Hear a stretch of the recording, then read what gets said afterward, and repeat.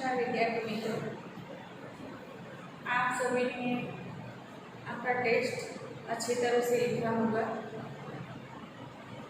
और आज हम गौर पाठ का दूसरा विभाग पढ़ेंगे।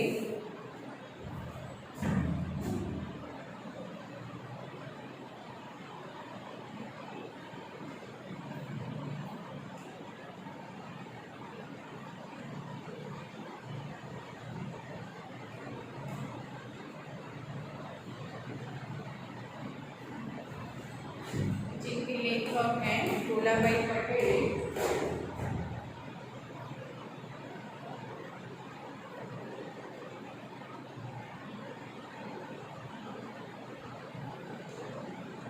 निबंध है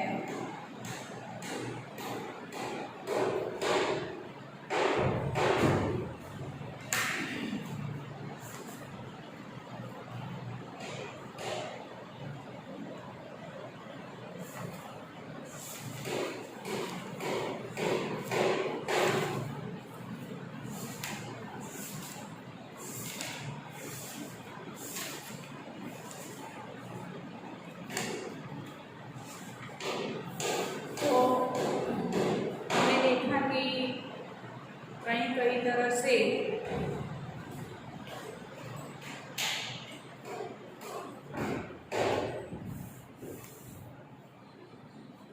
लेखक ने अपने पुस्तकालय घर जर्जरित होने के कारण बेचने का प्रयत्न भी किया, किंतु जब वे घर खरीदने के लिए भी तैयार हो गए, अच्छी दाम पर बिकने वाला था, बेचने को तैयार हो गए, किंतु उन सब ने तय किया था कि हम एक बार सभी साथ मिलकर पुराने घर गांव के पुश्तैनी घर पर सभी साथ मिलकर रहेंगे। लेकिन वहाँ जब जाते हैं तो माँ अपनी पुरानी यादों जैसे मिट्टी आंबा तालाब से मिट्टी लाकर अपने खुद से हाथ से तसले उठाकर घर का निर्माण किया था। तो इस तरह से उनके साथ उनकी यादें जुड़ी हुई थी। तो एक निकट के संबंधी घर लेने को तैयार भी हो गए और हम आगे का पाठ अब देखेंगे। हमारे घर के दोनों ओर दूसरे घर हैं। एक घर हमारे एकदम निकट के साथी का है, वह भी बंद है। मेरा मित्र रोजी रोटी कमाने देश के अनेक स्थलों में घूमने के बाद पत्नी की मृत्यु होने पर अब अहमदाबाद में रहता है। उसके बाद के मकान में काशी बुआ रहती थी। उनकी मृत्यु को वर्षों हो गए, तो उनके निकट में एक काशी बुआ रहती थी, लेकिन उनकी मृत्यु होने वर्षों हो गए थे। वर्षों तक वहाँ वे रेत घड़ी लेकर रोज सामयिक करती। उस दालान में अब एक तोंद वाला बारूद सोता दिखाई देता है। सामने वाले मकान का मालिक प्रौढ़ावस्था में परंतु कुंवारा ही चल बसा। लेकिन उनके आस पड़ोस में कैसे व्यक्ति थे, कौन था, किस तरह से रहते थे, उनके साथ उनकी यादें जुड़ी हुई थी। उसके बाद जिसने वह मकान खरीदा उसने आंगन के लिए झगड़ा करके पड़ोसी का हक स्थापित कर दिया। मतलब सामने वाला कोई व्यक्ति था तो उसने आंगन के लिए झगड़ा कर लिया था। एक दिन वह घर भी गिर पड़ा। अब नई दिशा में नए दरवाजे के साथ बना है।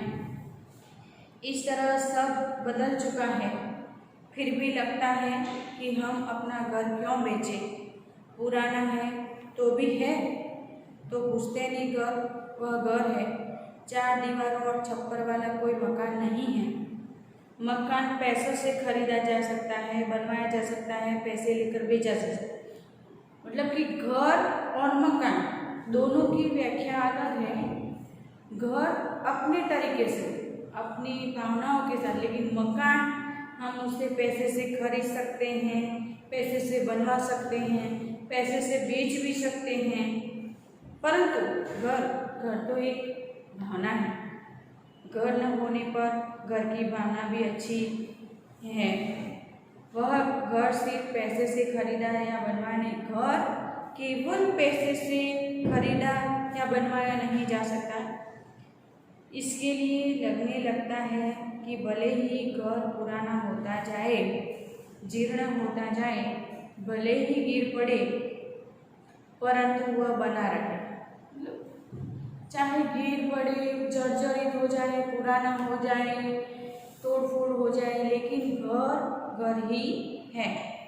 दूसरी ओर मन दूसरा तर्क करता है कि यह सब भावुकता है। यदि गांव में जाना ही न हो तो वहाँ रखने का क्या हो? मतलब अब सब शहर में स्थायी हो गए हैं तो गांव जाना आना होता नहीं है, तो किस तरह से वहाँ रखने का कोई मतलब ही नहीं है। हमेशा के लिए निकाल देना है तो इस बार इस घर में सब एक साथ रह ले। और फिर लंबे समय के बाद वह बंद घर खुला। देखते देखते छोटे बड़े परिवारजनों से वह सुना घर गूंजने लगा। इस अवसर पर एक नगरवासी मित्र गांव के इस घर को देखने के लिए आए थे।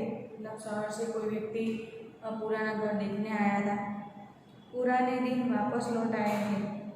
पिताजी की मृत्यु के बाद मेरी माँ करीब करीब उदास रहती, लेकिन के पिताजी की मृत्यु हो गई थी तो माँ उदास रहती थी। घर के सामाजिक प्रसंगों में भी विशेष रुचि लेती थी। वह भी यहाँ आ सबके बीच प्रसन्न रहने लगी। मतलब उन्हें गांव में ले जाएगा तो वह प्रसन्न रहने लगी, परंतु अब घर की प्रत्येक दीवार मुझे उलाहना देने लगी। दालान में वहाँ मैं हमेशा बैठता जहाँ पहली बार कक्कहारा मतलब कक्का लिखा था, और जहाँ बैठकर छुट्टियों में उस शिक्षा के ग्रंथ पढ़ता था। वहाँ जाकर बैठा। वहाँ भी से टेक लेते ही वह अंदर से मुझे हिला गई। मैंने पीछे मुड़कर उस हाथ पर हाथ फेरा। वह कर रही थी, एक तो इतने दिन बाद आए और बस हमेशा के लिए। मतलब माँ ने अपनी भावनाओं के साथ जुड़ने के बाद से उत्तर दिया कि एक तो इतने दिन बाद आए और फिर हमेशा के लिए बेच दोगे क्या? मैं व्यग्र हो गया। आंगन में खाट बिठाकर बैठ गया। अब वहाँ खाली नाद थी, मतलब मात्र उसमें आवाज़ ही थी। खूंट थे परंतु डोर नहीं थे। परंतु उस ओर देखते ही मानो में वे सब साथ रंभाने लगे। मैं एकदम खड़ा हो गया। शून्य आंखों भरा हुआ आंगन देखता रहा। घर ही वह खपरे, कितने सारे चौमासे में इसका संगीत सुना है। यहाँ तोरण में के बीच नीचे मेरी बहन विवाह मंडप में बैठी थी और यही दादी दादा और पिताजी की अंधियों से बंधी थी, अर्थियों से। मतलब यहाँ पिताजी की अर्थी भी बंधी थी, उनके साथ उनकी यादें जुड़ी हुई है। मेरा गला रूंध गया। घर के अंदर के कमरे में गया। बंद जर्जरित कमरा अधीर मुखर लगा। मतलब जर्जरित हो गया था, लेकिन पिछली दीवार में एक जाली से थोड़ा प्रकाश आ रहा था। पिछले कमरे में एक जाली थी, इसमें से थोड़ा प्रकाश आ रहा था। एक समय यह कमरा अनाज भरने को मिट्टी की कोठियों और पिटारों से भरा रहा था। वह सब तो कब का निकल गया है, परंतु अभी भी कोने में दही बिलोने का वह बड़ा मटका खूंटी से बड़ी रही लटकी है। गांव में 2 ढाकर थे तो दही दूध घर का ही था, तो दही बिलोने का बड़ा मटका भी वहाँ रखा हुआ था। मैं यहाँ जन्मा था, मेरी संतानें भी, मतलब मैं भी यहाँ जन्मा था, मेरी संतानें भी जन्मी। अब क्या होगा? प्रश्न चिन्ह है। बीच में खंड है जहाँ हम खाना खाते थे। वहाँ से होकर फिर दालान में आता हूँ, मतलब आंगन में आता हूँ। माँ अकेली बैठी है, सब इधर उधर है। देखता हूँ कि बूढ़ी माँ रो रही है। माँ को कम दिखाई देता है, कम सुनाई देता है। अब अधिक दिन निकाल सके शायद, मतलब माँ को कम सुनाई देता है, कम दिखाई देता है उम्र के तकाजे के साथ। अब अधिक दिन निकाल सके ऐसा भी नहीं लगता था। मैंने पास जाकर पूछा, यह क्या, तू रो रही है माँ? पूछा लेखन ने, क्यों रो रही है? और वह जोर जोर से रो पड़ी। वह घर बस इतना ही वह आंसू और हिचकियों के बीच बोल पाई। पिताजी के अवसान के समय नहीं रोई थी, उतना माँ इस समय रो रही थी। धीरे धीरे हिचकियों के बीच उसने कहा, यह घर मैं जो रो रही हूँ, तब तक मत निकलो। मतलब मैं जब तक हूँ तब तक आप इस घर को मत बेचो। मैं अब कुछ दिनों की मेहमान हूँ, मैं अब थोड़े दिन रहने वाली हूँ, फिर तुम लोग तुम्हारा जो चाहे मन करना, किंतु अब अभी यह घर मत बेचना।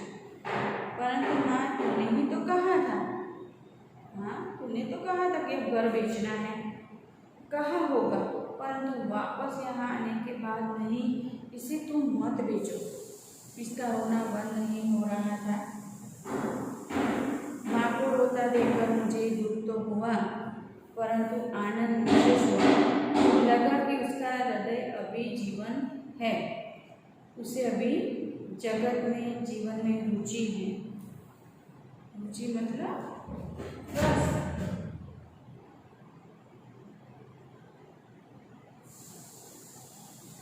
जीवन जगत में ऐसे लगने लगा था कि माँ कि अभी भी जीवन में रुचि है। तो फिर उन्होंने, हम तो मान बैठे थे कि अब तो माँ बस दिन गिन रही है, परंतु घर के प्रति उसका यह गहरा राग, मतलब घर पुराना था, उनके साथ उनके पति के, उनके जीवन की यादें जुड़ी हुई थी, इसलिए उनके साथ, घर के साथ उनका गहरा रिश्ता था। वह घर निकाल देने के बाद ही को लेकर मेरे मन में अंदर ही अंदर अपराध गोतु था। मतलब लेखक को भी यह पसंद नहीं था कि उनका पुराना पुश्तैनी घर बेचा जाए, तो उनके मन में भी अब अपराध भाव होने लगा। परंतु अब तो एक ही प्रकार की तीव्र कसक उठी, तो उन्होंने घर को सभी की सहमति से बेचने का निर्णय लिया था। इकरारनामा भी तो हो चुका था, मतलब अब घर बेचने का इकरारनामा भी हो चुका था, घर के सभी सदस्यों की सहमति भी थी। लेकिन उस दिन से प्रत्येक सदस्य घर की बात निकलते ही मौन। घर के सभी सदस्य, पहले तो तय हो गया कि चलो घर बेचना है, पुराना हो गया, जर्जरित हो गया, उसे बेच देना चाहिए, गांव में हम जाते रहेंगे। लेकिन सभी लोग इकट्ठा होकर गांव में गए, तो उनके साथ उनकी जो यादें जुड़ी हुई थी, उनकी भावनाएं जो जुड़ी हुई थी, उनका गहरा प्रभाव पड़ा। इतने में छोटा भाई मकान खरीदने वाले के साथ आया। घर के अन्य सभी सदस्य एकत्र होकर माँ के आसपास बैठ गए। सभी सदस्य माँ के पास बैठ गए, माँ को समझाने का प्रयत्न करने लगे। हम अधिक सुविधाओं वाला नया मकान इस गाँव में ही बनाएंगे। उन सभी ने कहा, उन सभी ने माँ से कहा कि इससे अच्छा सभी सुविधाओं वाला नया मकान हम बनाएंगे। इसी घर के पैसों से तुम कहोगे वैसा। आज ઘરના પૈસાથી તમે જે કહેશો એ પ્રમાણે મકાન બનાવીશું। माँ ने कहा, मैंने इस घर की सहती तक, मतलब ऊंचाई तक ईंटें चढ़ाई है। तुम्हारे पिता ने कितनी उमंगों से बांधा है, इसीलिए मेरे जाने के बाद भगवान करे कि तुम लोग महल बनवाओगे। परंतु यह घर तो लो। छोटा भाई समय की नजाकत समझ गया। इसने मकान खरीदने वाले से कहा, भाई कुछ समय रुक जाओ, यह घर देंगे तब तुमको ही देंगे। मैंने देखा कि हम सबकी छाती पर से एक पत्थर सा हट गया था। बरसात के बाद खुले आकाश वैसा माँ का मुंह देखकर मानो जर्जरित पर घर हंस रहा था। अदृश्य ग्रह देवता भी प्रसन्नता का स्पर्श सभी को हुआ था। तो जैसे माँ ने कहा कि मेरे जाने के बाद तुम चाहे महल भी बनवाओ, परंतु यह घर तो अभी आपको बेचना नहीं है। इन्होंने इस घर के सर्दी तक मतलब ऊंचाई तक ईंटें चढ़ाई है, आंबा तालाब से मिट्टी लाकर घर बनवाया है। इसके साथ मेरी भावनाएं जुड़ी हैं। तो मतलब यह कर देंगे। तो फिर भाई ने थोड़ा सी धीरज रखकर कहा सामने वाले को कि भाई अब कुछ समय तक रुक जाओ, अगर हम देंगे तो तुमको ही देंगे। मैंने ऐसा लगा जैसे यह शब्द बोलने के बाद लेखक को भी ऐसा लगा कि जैसे लेखक के हृदय पर से एक पत्थर हट गया हो। बरसात के बाद खुले आकाश जैसा माँ का मुंह देखकर मानो जर्जरित घर हंस रहा था। अदृश्य मतलब जो देखते नहीं वह ग्रह देवता भी जैसे हंस रहे थे, प्रसन्नता मान रहे थे, सबका आभार मान रहे थे, ऐसा महसूस हुआ। विद्यार्थी मित्र, हम यह पाठ से समझ सकते हैं कि केवल ईंटों से मकान बनता है, ईंट पत्थर सीमेंट से मकान बनता है, लेकिन घर बनाने के लिए तो हमारे दिल की भावनाओं का ही संबंध होता है। यह पाठ हमारा पूर्ण होता है। आप शब्दार्थ और टिप्पण लिख लेना। देखो स्वाध्याय में विकल्प है, लेखक ने अपना घर कैसा घर बेचने का विचार किया था, तो पुश्तैनी बंद रहने के कारण पुराना घर कैसा हो गया था, जर्जरित। लेखक के पिताजी घर बनाने के लिए कहाँ से चिकनी मिट्टी लाते थे, आंबा तालाब। लेखक की माँ क्यों रोने लगी, घर बेचने के कारण। तो आप स्वाध्याय कार्य पूर्ण कर लेना।